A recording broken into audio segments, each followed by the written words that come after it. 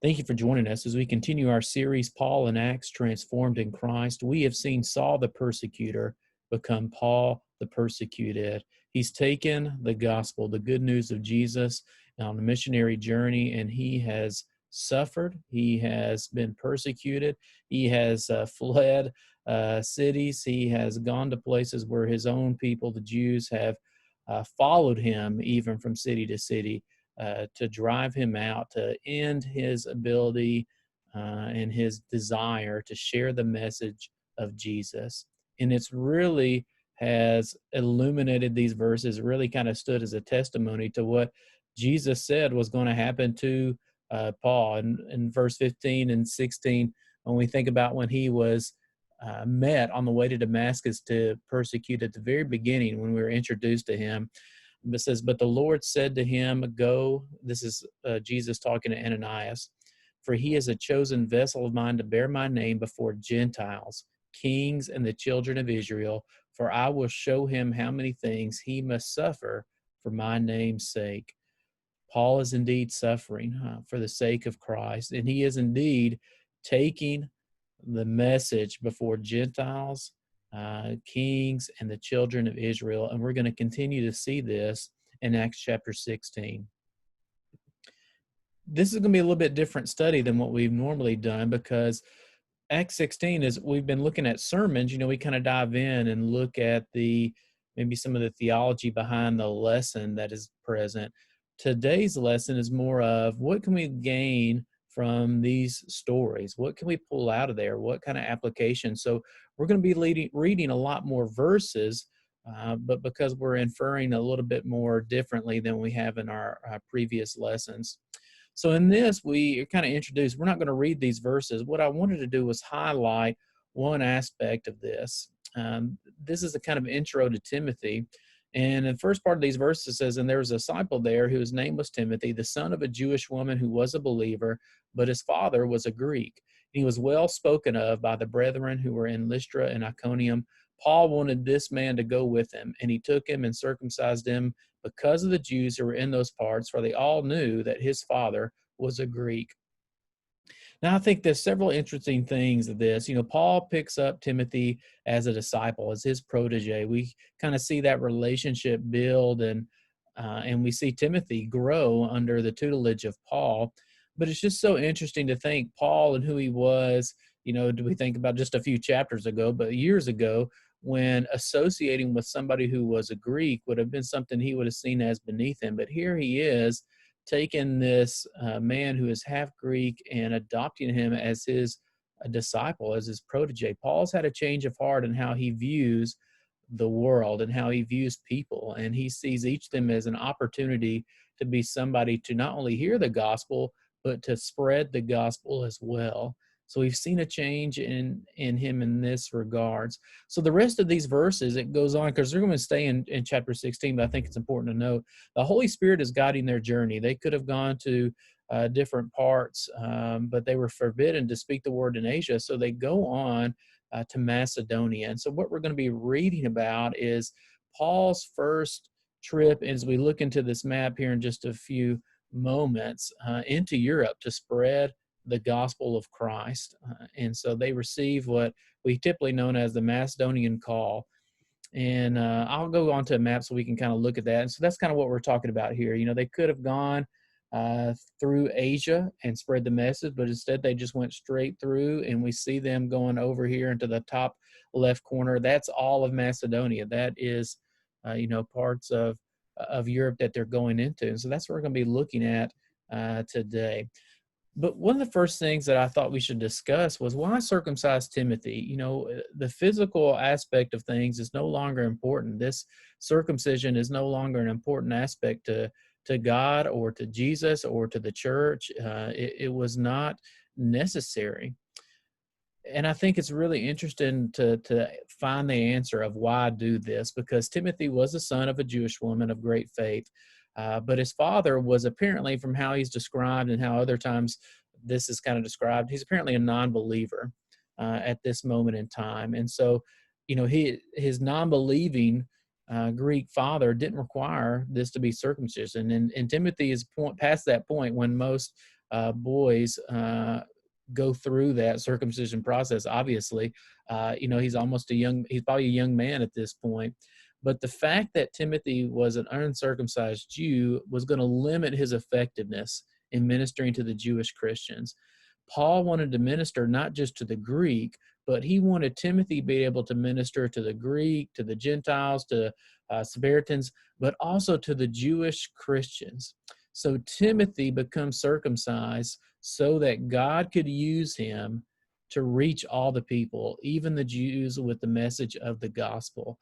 He just sees this circumcision as maybe a roadblock that other people might have to hear in Timothy and the message that he has. It's such a reminder to me of what we go on to see Paul mention in 1 Corinthians 9 when he describes himself. He says, to the Jews I become like a Jew to win the Jews. To those under the law I become like one under the law, so as to win those under the law. To those who not have any law I become like one not having the law, so that as to win those not having the law. To the weak I became weak to win the weak. I have become all things to all people, so that by all possible means I might save some. I do this for the sake of the gospel, that I might share in its blessings. Paul and Timothy both take this opportunity not to exercise their freedom and say, well, I don't have to do this, so I'm not going to.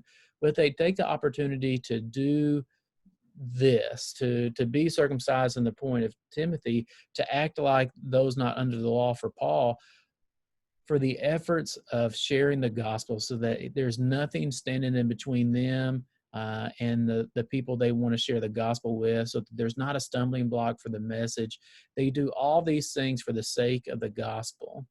And I think that's just such an amazing lesson for us to think about, for us to reflect on.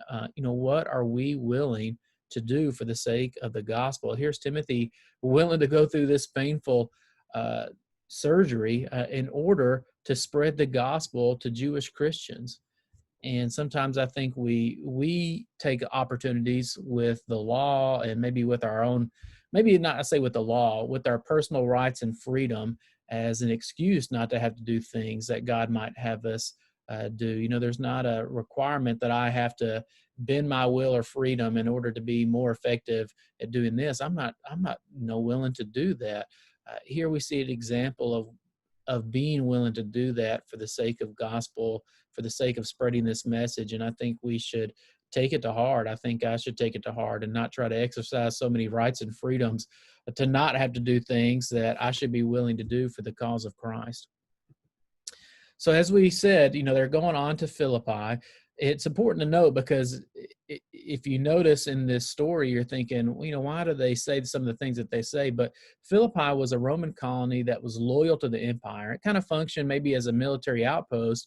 And because of its location and where it's at, and I may need to move my image, I don't know if that's blocking you or not, Philippi, because of where it's at, it's kind of commercial hub. It's a commercial center for Macedonia, and it makes it a great place to spread the gospel, because so many people would come in through there as part of where it was at. And so Paul picks ideal places for the gospel to be spread.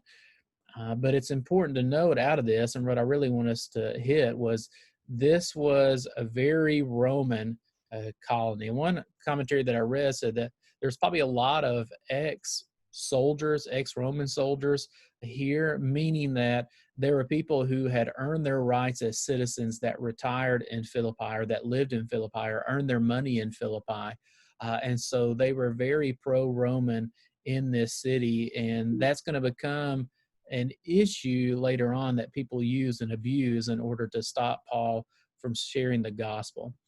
So here's the story we're going to be reading. Now, I realize it's going to be quite a few verses, but let's read through this, and we'll highlight a few things afterwards. It says, well, it happened that as they were going to a place of prayer, a slave girl having a spirit of divination met us, who was bringing her masters much profit by fortune telling. Following after Paul and us, she kept crying out, saying, these men are bondservants of the Most High God, who are proclaiming to you the way of salvation. She continued doing this for many days. But Paul was greatly annoyed and turned and said to the Spirit, I command you in the name of Jesus Christ to come out of her. And it came out at that very moment. But when her masters saw that their hope of profit was gone, they seized Paul and Silas and dragged them into the marketplace before the authorities.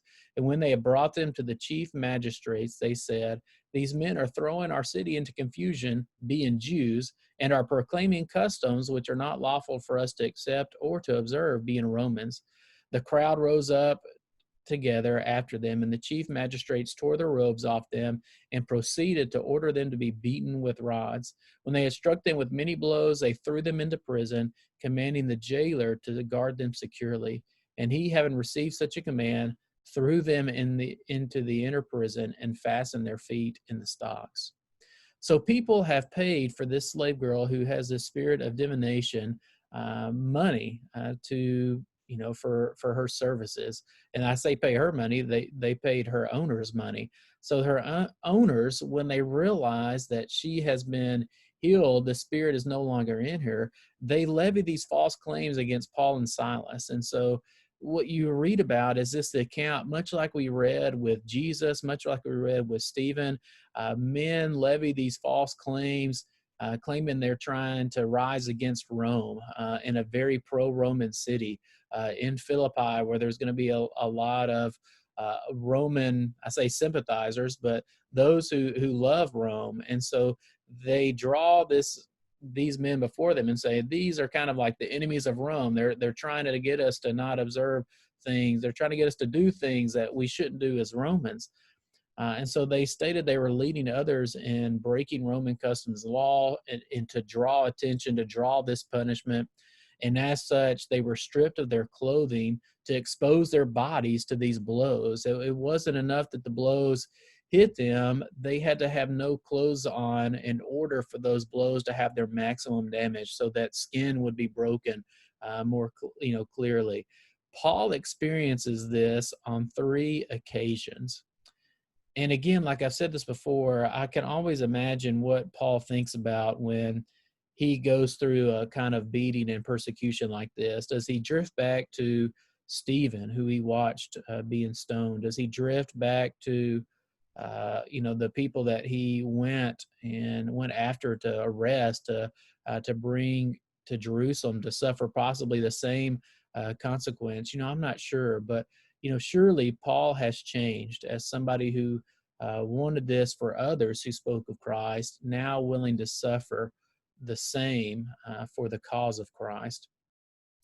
And so you see their punishment. They're taken into this prison. They're beaten. And later, we're not going to cover this, but later Paul draws out the fact that he is a Roman citizen, and by no means was this legal for them to have done to him. And they, the people who've exercised this, the magistrates, are in fear because they have broken Roman law. Paul, Paul and Silas had even broken it. They were lied about. They were punishment without trial. That was breaking Roman law, and so these magistrates fear them when they find that out. And we're not going to cover that, but it's important to kind of remember in this story. Let's keep on reading these next few verses.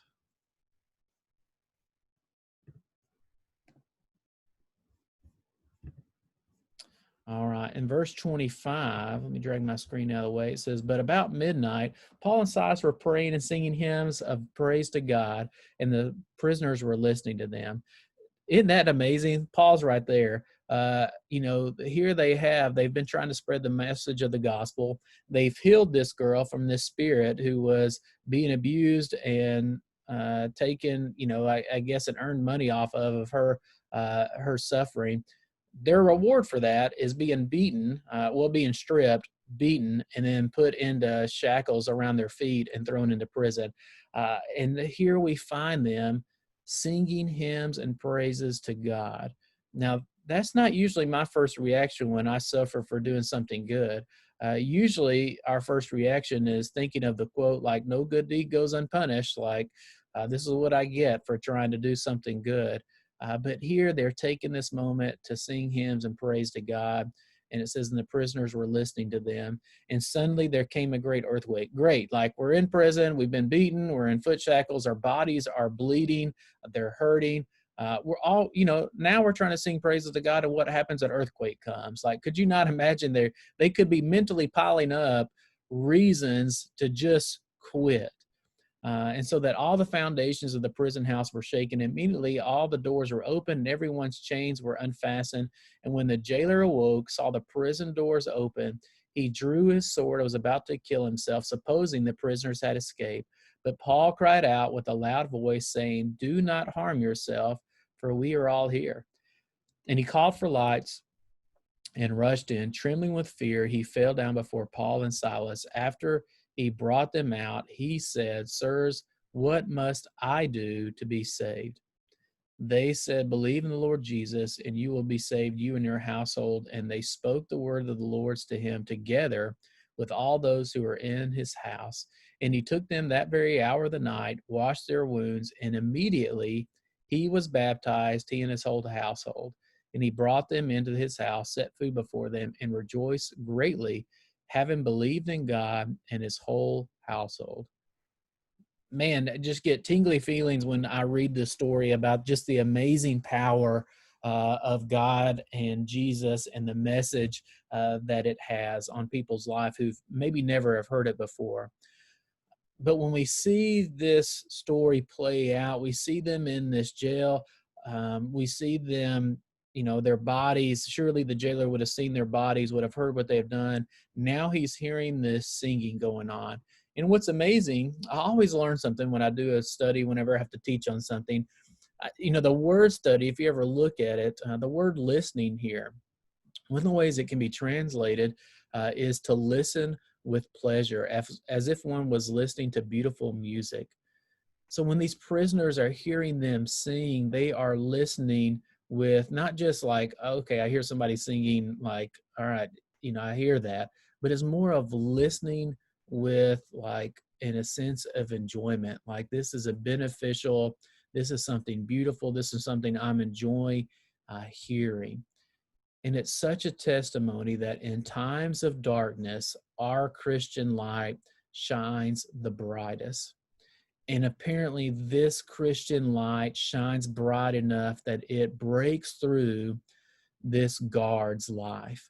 This Roman, guard who heard this terrible earthquake and rushes in knowing that if these prisoners are escaped, punishment would be death. And he goes ahead, draws his sword in order just to go ahead and kill himself. You got to remember, this man has a family we're about to be introduced to, but he knows the Roman law. He knows what this punishment is. And these men who were singing, these men who were beaten, these men whose bodies were bleeding and were in shackles, were singing, call out to him and say, "Do not harm yourself. We're here. We could have fled. We could have cost you your life, but we stayed behind." He, assumed that death was certain from him, but instead of death, he received life. His family receives life. How amazing is it that this story doesn't just result in this man seeing, like, man, there's something different about these guys, but he not only sees that, but he's drawn in. He hears the message of Jesus. They tell him, what do I have to do to be saved? And he tells them, you need to believe in Jesus. So they tell him about Jesus. He believes. He's baptized. His whole household is baptized. He takes and he treats and he feeds Paul and Silas. It's such just an amazing story. And it's a moment, I feel like the verses kind of draw attention to this, that they rejoice greatly. There is a rejoicing over what has transpired. Paul's transformation has been amazing. Now he's seeing the transforming power in the lives of others as they see Jesus, as they witness Jesus, as they hear about Jesus, as he testifies about Jesus to them. He is getting to witness amazing transformation in people's lives. Now, here's some takeaways from this. One of the things that I took away that I, kind of reflected on more was Timothy, just willing to change, an aspect about himself physically so that he could be more useful to God. And it made me think, like, what can I do what way can I exercise myself towards an ability, towards a function? What can I withhold from so that I can be a little bit more effective in spreading the gospel of Jesus? What could that be for you? You know, what are you willing to maybe modify or change about yourself? Maybe not physically, but maybe just in abilities. What language are you willing to learn so that you can spread the gospel to a group who needs it? What skill set would you learn in order to be more effective in this? And I think the other thing is kind of what I said earlier. In dark times, Christians can light the way to Christ more than ever. When we face hardships and trials, just ourselves personally, when people are able to see us face these hardships and trials with singing, with praise, with devotion, with mindfulness, even of them in moments when we are suffering, when even maybe they are the ones who are causing us to suffer, it lights the way to Christ more to ever. It removes stumbling blocks more than ever. I'm reminded of this verse in Philippians 2 says, do everything without grumbling or arguing so that you may become blameless and pure, children of God without fault in a warped and crooked generation.